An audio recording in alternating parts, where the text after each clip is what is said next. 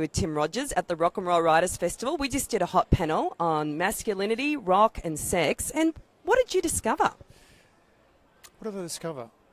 I tend to process things really slowly. Yeah. So I'm going to go home and have a cocktail. Nice. And so again, look, I think meeting Holly George Warren was a really big thrill. Yeah. A woman who's written so fervently about music for a long period, and styles of music that have been so the male domain. Country music and journalism. I haven't read a lot of journalism by women about country music, and so I bought a book about Gene Autry, and I can't wait to read it. Holly is she knows everyone, has done everything. She's amazing. She's such so brilliant to have her here. It's a wonderful oddity that we've got friends in common, and through Memphis and through New York, and not the obvious ones I would have thought, and through her book on Alex Chilton and friends of Alex's, and they were former partners, and then through that chain we know these people in common, and what a wonderful experience. You can fly in from Woodstock and be speaking to a D-list celebrity from Australia, and we go straight into being friends. It's wonderful. Yeah, that's great. Having Adelita on the panel, she's really 28 years we've been friends, and is one of my dearest friends, and we talk so little about music when we get together. Yeah. We go straight to the heart of the matter. I admire that girl, that woman, so much. Yeah. So thank you. I've just met her tonight, and she blew my mind. Mm. But you know what was interesting?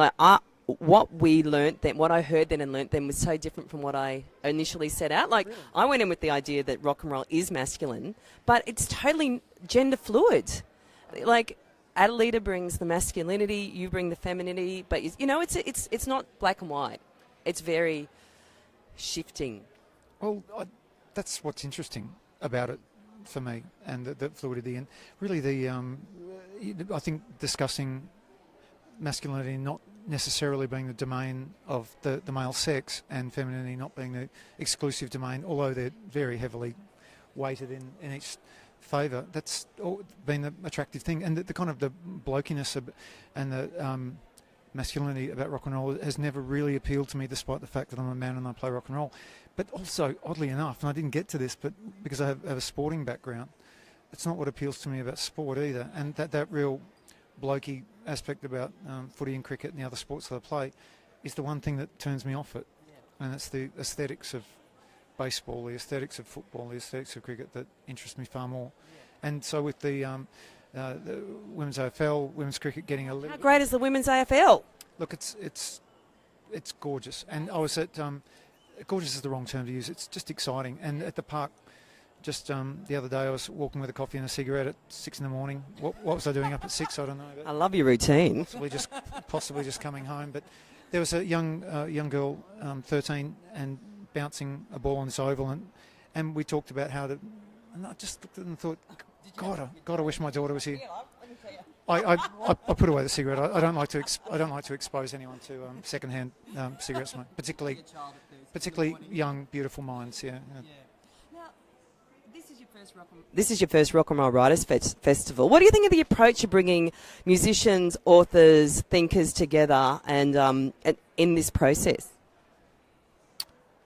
Well, I think anytime you get different artists and using different techniques and forms together, it can be interesting. I think having a literary bent was the intrigue for me, and very pleasantly surprised how that is becoming an emphasis, and how to write about a form that is, I think, really, really difficult to write about. It's the only thing I find writing about with something so emotionally complex and emotionally manipulative as well, and to write about it. And so I'm enjoying the hell out of it. And I was going to split town tomorrow, but I cancelled my flights. Gotta stay. It's even more tomorrow. I cancelled my flights. Oh, you did? Yeah. How brilliant.